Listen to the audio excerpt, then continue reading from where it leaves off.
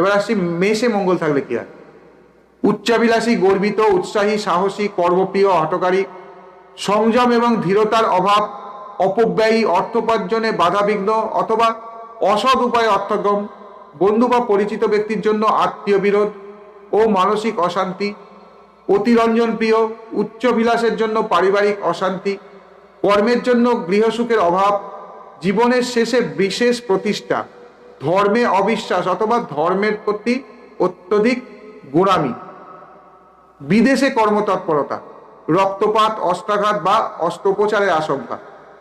স্ত্রীর সঙ্গে বিবাদ বা বিচ্ছেদ, আবার অনেক সময় স্ত্রী বিয়োগের সম্ভাবনা থাকে, হঠকারিতা স্বাস্থ্যহানির কারণ হতে পারে, হঠাৎ হঠাৎ ভ্রমণ করতে ভালোবাসে, পারিবারিক জীবনে বা সমাজে হঠকারিতা বা দুঃসাহসের জন্য অখ্যাতি হতে পারে, নিজের চেয়ে নিকৃষ্ট ব্যক্তির সঙ্গে বন্ধুত্ব, নিজের হঠকারিতার জন্য